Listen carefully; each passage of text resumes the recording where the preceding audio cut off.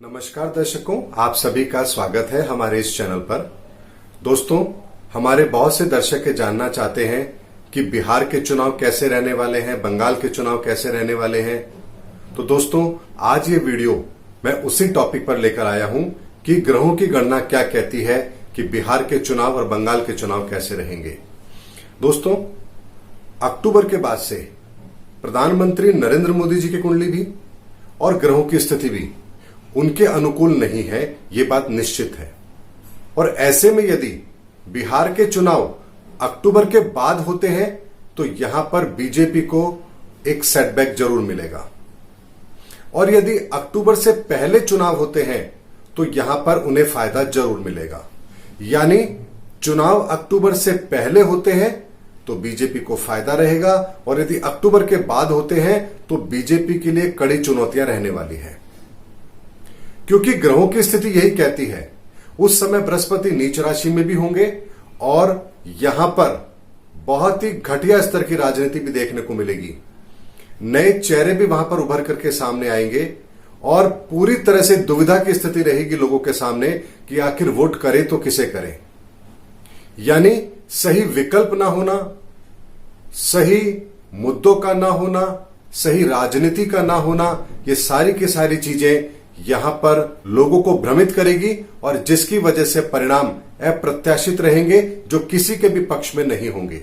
लेकिन यदि चुनाव अक्टूबर से पहले होते हैं तो निश्चित तौर पर यहां पर वर्तमान जो सरकार है, जो भारतीय जनता पार्टी है, उन्हें इसका फायदा जरूर मिलेगा, क्योंकि ग्रहों की स्थिति यही कहती है। लेकिन अक्टूबर के बाद में ही फिर बंगाल के चुनाव भी होने जा रहे हैं, लगभग जनवरी के मध्य में। तो वहां पर क्या स्थिति बनेगी? दोस्तों, अक्टूबर के बाद से जो स्थिति बन रही है वो बहुत लंबे समय तक नेगेटिव रहने वाली है। ऐसे में बिहार का चुनाव तो इतना मुश्किल नहीं होगा, लेकिन बंगाल का चुनाव बहुत ही खतरनाक रहने वाला है और ऐसी ऐसी संभावनाओं को जन्म देगा जिसकी हम आज कल्पना भी नहीं कर सकते। यहां पर उस समय पर फरवरी में चूंकि वो समय बिल्कुल पीक पर होगा जब विनाश की लीलाएं इस पूरी पृथ्वी पर होने की संभावनाएं बहुत ज्यादा बढ़ेंगी। तो हो सकता है कि उस समय पर चुनाव को स्थगित कर दिया जाए, या परिस्थितियां ऐसी रहे कि चुनाव ना किए जाए, या वहां पर राष्ट्रपति शासन लगा दिया जाए। लेकिन यदि चुनाव हुआ तो बहुत ही विकट परिस्थितियां उस समय पर रहेंगी और ऐसा दौर राजनीति का आपको देखने को मिलेगा जो बिल्कुल भी ठीक नहीं है। यहां पर जब तक चुनाव की तारीखों का ऐलान नहीं हो जाता तब तक कोई स्पष्ट कहना बिल्कुल सही नहीं होगा, क्योंकि जो चुनाव की तारीख होगी और उस दिन जो गोचर की स्थिति होगी वही व्यक्ति के मन मस्तिष्क पर प्रभाव डालेगा कि वो वोट आखिर करने जाए तो किसे जाए। क्योंकि आज हो सकता है कि कोई व्यक्ति किसी पर्टिकुलर पार्टी को वोट करना चाहता है, लेकिन जिस दिन चुनाव होंगे उस दिन उसकी मनोस्थिति क्या होती है, उस दिन स्थिति क्या बनेगी, ये उस पर भी निर्भर करेगा। कट्टर वोट जो होता है वो हमेशा पार्टी को मिलता है, लेकिन जो 5 से 10% वोट होता है जो कभी इधर और कभी उधर जाता है, वही सरकारों का गठन करता है और वही निर्णायक वोट सरकारें बनाता भी है और सरकारें गिराता भी है। ऐसे में जब तक चुनाव की तारीखों का ऐलान नहीं होता तब तक ये नहीं कहा जा सकता कि स्थितियां क्या बनेंगी। लेकिन वर्तमान समय को देखते हुए और चुनाव के समय को देखते हुए जो एक आकलन आ रहा है निकल के, वो ये आ रहा है कि अक्टूबर से पहले यदि बिहार के अंदर चुनाव होते हैं तो सत्ता पक्ष को फायदा मिलेगा, नरेंद्र मोदी जी को उसका फायदा मिलेगा। अक्टूबर के बाद की स्थिति उनके लिए विकट रहने वाली है और पश्चिम बंगाल के चुनाव की समय तो परिस्थितियां विकट होने ही वाली है, उसको तो कोई भी डिनाई कर ही नहीं सकता। अब दोस्तों, यहां पर बहुत से लोग सोचेंगे कि ये तो सबको पता है, सबको दिख रहा है।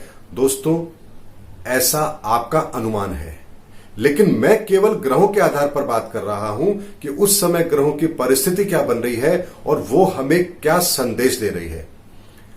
जनवरी के मध्य के अंदर, या जनवरी के आरंभ में, या जनवरी के आखिर में, या दिसंबर के अंतिम सप्ताह में कब चुनाव होंगे और एग्जैक्टली जिस दिन वोट डाले जाएंगे उस दिन की परिस्थिति क्या कहती है, और वही इनके परिणामों को तय करेगी।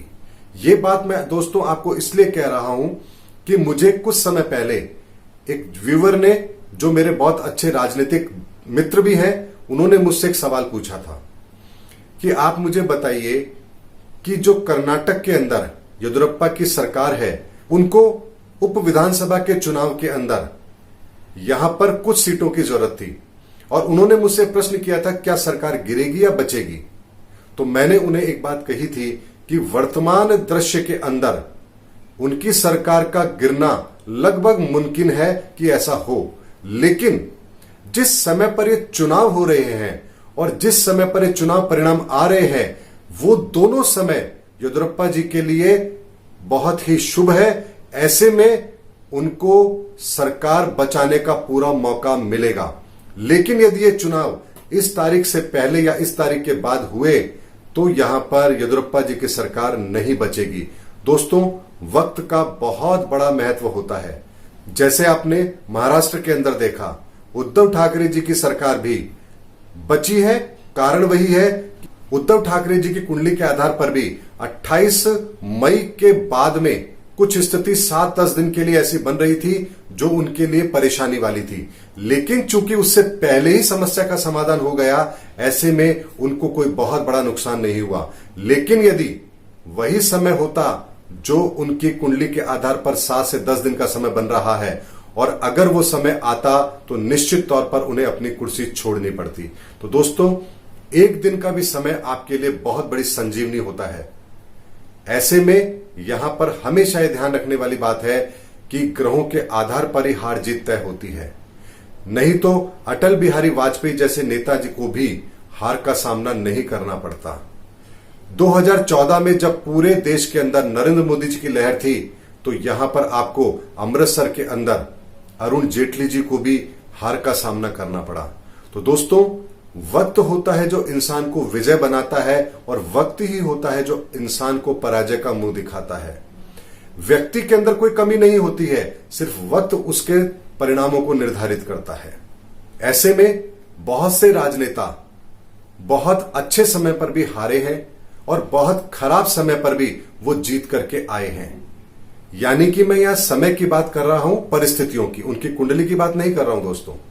लेकिन यदि व्यक्ति का वक्त खराब हो तो चाहे परिस्थितियां बाहर की कितनी ही अच्छी क्यों ना हो, व्यक्ति को हार का मुंह देखना पड़ता है।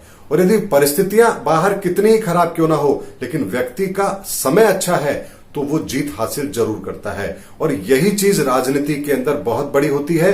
तभी आप देखिए कि बहुत बड़े जो राजनीतिक उलटफेर होते हैं वो इसी कारण से होते हैं। कोई बहुत बड़ी बात नहीं है कि यदि किसी विधानसभा चुनाव के अंदर पक्ष और विपक्ष के अंदर जो लोग खड़े हो रहे हैं, चुनाव लड़ रहे हैं, अगर उन सबका डाटा एक साथ हो, उनकी कुंडलियां एक साथ हो, तो निश्चित तौर पर ज्योतिष के आधार पर गणना की जा सकती है कि कितनी सीटें किस पार्टी को मिलेंगी। लेकिन उसके लिए उन सभी सदस्यों की डेट ऑफ बर्थ का होना बहुत जरूरी है कि किस व्यक्ति की कुंडली कितनी स्ट्रांग बन रही है और किसकी कितनी कमजोर बन रही है, और किस विधानसभा क्षेत्र या संसदीय क्षेत्र से कौन लड़ रहे हैं और उन सब की कुंडली क्या कहती है। तभी एक सटीक आकलन भी हो सकता है। तो इस वीडियो में मैंने केवल और केवल आपको एक संभावनाओं की बात बताई है कि ग्रहों की स्थिति क्या कह रही है। जैसे जैसे चुनाव की तारीखों का ऐलान होगा, मैं विधानसभा चुनाव के परिणामों को लेकर के भी वीडियो जरूर लेकर आऊंगा। और इस बार के 2 चुनाव बहुत ही इंटरेस्टिंग होंगे, इसमें कोई संदेह नहीं है, क्योंकि ग्रहों की स्थिति तो बहुत बड़े उलटफेर की ओर संकेत कर रही है। देखना बहुत दिलचस्प होगा कि वो कौन सी तारीख तय होती है जिस दिन वोट डाले जाएंगे, और उन तारीखों पर बनने वाली ग्रहों की स्थिति किसको विजय का सेहरा देगी और किसको पराजय का मुंह दिखाएगी।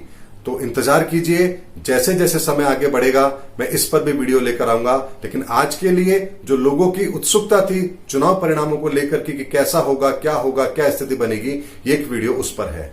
उम्मीद करता हूं आपको मेरा वीडियो पसंद आया होगा। हाँ, इतना एक जरूर आपसे प्रार्थना करना चाहता हूं, आप किसी भी पार्टी को बिलोंग करते हो, लेकिन कभी भी कमेंट्स बॉक्स में जब आप कमेंट्स करते हैं तो सभ्यता का ख्याल रखें। हो सकता है आप किसी पर्टिकुलर पार्टी के लिए अपनी जान भी दे सकते हैं, लेकिन इसका मतलब ये नहीं है कि आप किसी और को अपशब्द कहें, मुझे कुछ कहें। ऐसा कहने से कुछ नहीं बदलेगा। इसे केवल एक राजनीतिक विश्लेषण, ग्रहों के विश्लेषण के आधार पर लीजिए, इसे अपने दिल पर मत लीजिए। मैं कभी भी किसी पार्टी पॉलिटिक्स में नहीं पड़ता और ना ही कभी किसी व्यक्ति विशेष या पार्टी विशेष का समर्थन करता हूं या विरोध करता हूं। मैं केवल और केवल शुद्ध रूप से राजनीतिक विश्लेषण करता हूं, ज्योतिषीय विश्लेषण करता हूं, ग्रहों का आकलन करता हूं और उसके परिणामों की संभावना क्या बनती है वो मैं आपके सामने लेकर आता हूं। तो उम्मीद करता हूं आपको मेरा वीडियो पसंद आया होगा। वीडियो अगर आपको पसंद आया है तो इसे लाइक कीजिए, शेयर कीजिए और इसी तरह से मेरा हौसला बढ़ाते रहिए। अगले वीडियो में फिर आपसे मुलाकात करूंगा। तब तक जय हिंद, जय भारत।